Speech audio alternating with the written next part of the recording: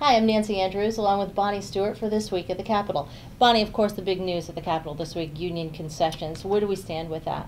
Rumors have been flying at the Capitol all week, and as far as we know, they're very close to a deal, but nothing has yet been announced. We are expecting something to be announced shortly, simply because the governor and the unions have been meeting on a regular basis, and actually last night met throughout the night. So we're hoping to find something out shortly.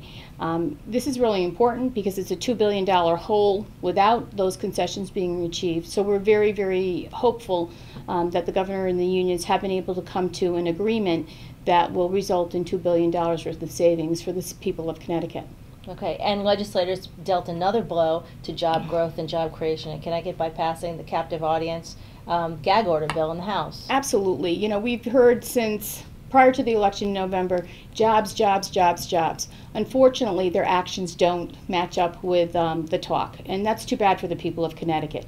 As you pointed out, this week, the House of Representatives passed a measure that would gag employers. It would prevent them from talking at their mandatory staff meetings about matters relating to benefits such as health insurance, or what might be happening at the local, state, or federal level when it comes to measures affecting either the employees, the company, or both.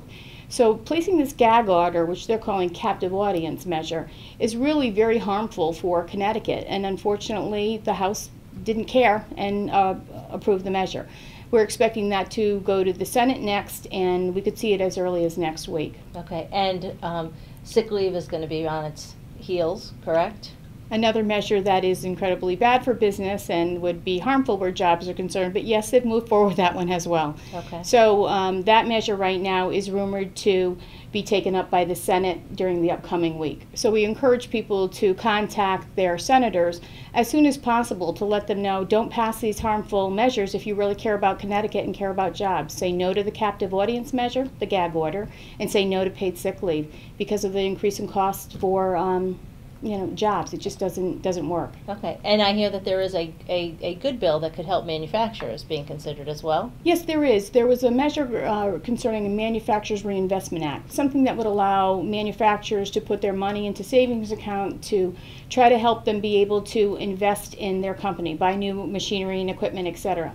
That measure died in Finance Committee, but we're working to revive it along with the members of the Commerce Committee, particularly Jeff Berger, the House Chair of Commerce Committee. So we're very hopeful that we'll be able to bring that back, and it would help offset some of those negative tax measures that were passed earlier this session. Okay, and with less than a month left in the session, you're urging businesses to contact their legislators on any issue, not just sick leave or captive, anything that that they're concerned with. This is the time to touch base with people. Right now, the House or the Senate, we're roughly in 3 days a week, meaning that they're meeting 3 days a week to act on measures. So if you have something out there that you're concerned with, either you want, you don't want, or you think needs to be clarified, whatever the case may be, by all means, contact your state senator and state representative as soon as possible. Okay, thanks, Bonnie. You're welcome.